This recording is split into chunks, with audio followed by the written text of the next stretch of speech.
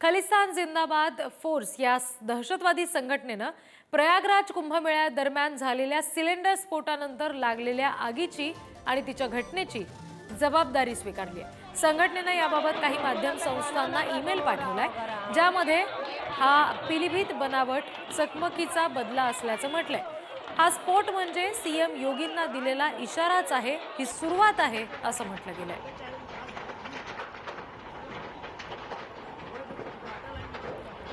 आणखी तपशील घेऊया, प्रतिनिधी शिवाजी काळे आपल्याशी जोडले गेलेले आहेत त्यांच्याकडून। शिवाजी, काय नेमकं या खलिस्तानी संघटनेचं म्हणणं आहे? जो ईमेल पाठवलाय त्याच्यात नेमकं काय नमूद केलंय त्यांनी? पिलीभीत मध्ये 23 डिसेंबर 2024 ला 3 दहशतवाद्यांचं एन्काउंटर करण्यात आलं होतं। त्यानंतर जेव्हा कुंभमेळा सुरू झाला त्या दरम्यान 19 तारखेला गीता प्रेसच्या एका तंबूमध्ये आग लागली होती ना। या आगीनंतर मोठ्या प्रमाणात आजूबाजूचे तंबू जळून खाक झाले होते। वित्तहानी झाली मोठ्या प्रमाणात, मात्र जीवितहानी झाली नव्हती। या सगळ्याच्या याच्यामध्ये आता खालिस्तानी जी संघटना असलेल्या KZF याने याची जबाबदारी स्वीकारत म्हटलेलं आहे की हे आम्ही केलेलं आहे, मात्र आम्हाला कोणताही नुकसान पोहोचायचं नव्हतं, मात्र आम्हाला पिलीभीतमध्ये झालेल्या घटनेची जाणीव करून द्यायची होती। या आशयाचे मेल त्यांनी पंजाबच्या पत्रकारांना पाठवलेले। पंजाब पोलिसांचे याबद्दल अद्यापपर्यंत कोणतीही प्रतिक्रिया आलेली नाही, मात्र उत्तर प्रदेश पोलिसांनी KZFचा दावा जो आहे तो फेटाळलेला आहे।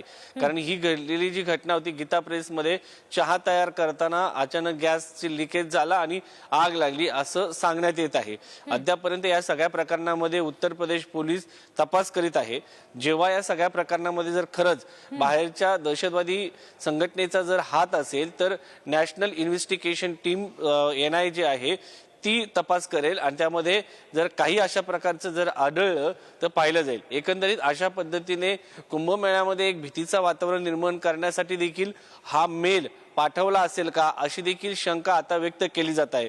त्यामुळे श्रद्धा आणि सबुरी या सगळ्यांचा संदेश देणारा हा जगातील मोठा महाकुंभ, यामध्ये लोक मोठ्या प्रमाणात भाग घेत आहेत आणि श्रद्धेची जे स्नान आहे ते करताना पाहायला मिळत आहेत। आपल्या घरामध्ये रिद्धी सिद्धी यावी यासाठी लोकांच्या आनंद द्विगुणित व्हावा यासाठी रिद्धी लोक या ठिकाणी पोहोचतायत आणि लोक आनंदाने या महाकुंभामध्ये भाग घेताना पाहायला मिळत आहेत।